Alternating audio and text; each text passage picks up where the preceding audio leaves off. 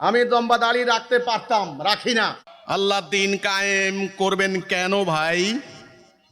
শান্তির জন্য। কেন? শান্তির জন্য। আসসালামু আলাইকুম ওরহমতুল্লাহি ওবরাকাতুহ।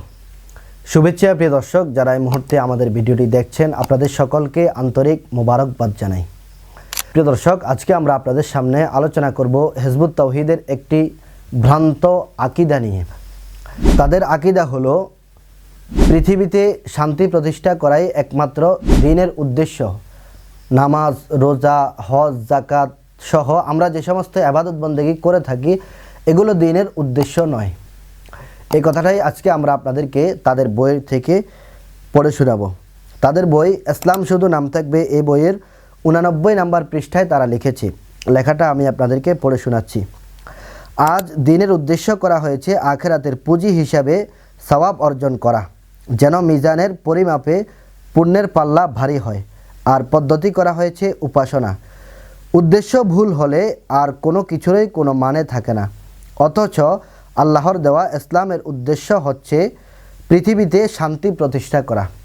প্রিয় দর্শক, এখান থেকে আপনারা বুঝতে পারলেন যে এখানে তারা লিখেছে স্পষ্ট যে আল্লাহর দেওয়া ইসলামের উদ্দেশ্য হচ্ছে পৃথিবীতে শান্তি প্রতিষ্ঠা করা। মানে আমরা যে ইবাদত বন্দেগী করে থাকি, নামাজ, রোজা, হজ, যাকাত আখিরাতকে উদ্দেশ্য করে, এগুলো দ্বীনের মূল উদ্দেশ্য নয়। মূল উদ্দেশ্য হচ্ছে শান্তি প্রতিষ্ঠা করা পৃথিবীতে। চলুন আমরা এবার তাদের এই ভ্রান্ত আকীদার জবাব কোরআন ও হাদিসের আলোকে জেনে নেই।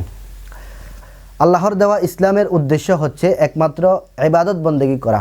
আল্লাহ তাআলা ইবাদত বন্দেগীর জন্যই মানব জাতিকে সৃষ্টি করেছেন। তবে পৃথিবীতে দ্বীন কায়েমের মাধ্যমে শান্তি প্রতিষ্ঠা করা এটাও একটা দ্বীনি কাজ। তবে শুধুমাত্র পৃথিবীতে শান্তি প্রতিষ্ঠা করাই একমাত্র দ্বীনি কাজ, এই কথাটা বললে এটা ভুল হবে। অবশ্যই দ্বীনের যে সমস্ত মৌলিক ভিত্তি রয়েছে সেগুলোকে অগ্রাধিকার দিতে হবে। যেমন একটি হাদিস আমি আপনাদেরকে পড়ে শোনাই। আন ইবনে ওমর রাদিয়াল্লাহু আনহুমা قال رسول الله صلى الله عليه وسلم بني الإسلام على 5: شهادة الله إله إلا الله وأن محمدا رسول الله وإقام الصلاة وإيتاء الزكاة والحج وصوم رمضان। হযরত আব্দুল্লাহ ইবনে ওমর রাদিয়াল্লাহু আনহুমা থেকে বর্ণিত, তিনি বলেন রাসূলুল্লাহ সাল্লাল্লাহু আলাইহি ওয়াসাল্লাম বলেছেন, ইসলামের ভিত্তি 5টি। এই কথার সাক্ষ্য দেওয়া যে আল্লাহ তাআলা ছাড়া কোনো মাবুদ নাই, হযরত মুহাম্মদ সাল্লাল্লাহু আলাইহি ওয়াসাল্লাম আল্লাহ তাআলার রাসূল, নামাজ কায়েম করা, যাকাত দেওয়া, হজ করা, রমজানের রোজা রাখা। সহিহ বুখারীর 8 নম্বর হাদিস। এরপর এক আয়াতে আল্লাহ তাআলা বলেন, ওয়ামা খলাকতুল জিন্না ওয়াল ইনসা ইল্লা লিয়াবুদুন, যে আল্লাহ তাআলা বলেন একমাত্র মানব দানবকে, মানুষ এবং জিনকে সৃষ্টি করা হয়েছে আল্লাহ তাআলার ইবাদত বন্দেগী করার জন্য। এখানে আল্লাহ তাআলা এই কথা বলেন না যে একমাত্র পৃথিবীতে শান্তি প্রতিষ্ঠা করার জন্যই মানুষ এবং জিনকে সৃষ্টি করা হয়েছে। সুতরাং বোঝা গেল আয়াতটি থেকে মানব সৃষ্টির উদ্দেশ্য হচ্ছে একমাত্র আল্লাহ তাআলার ইবাদত বন্দেগী করা, পৃথিবীতে শুধুমাত্র শান্তি প্রতিষ্ঠা করা নয়। আর এই জিনিসটাও আমাদের জেনে রাখা দরকার যে পৃথিবীতে ইসলামী হুকুমত প্রতিষ্ঠা করে শান্তি প্রতিষ্ঠা করার মূল টার্গেটই হলো ইবাদত বন্দেগীকে প্রতিষ্ঠা করা।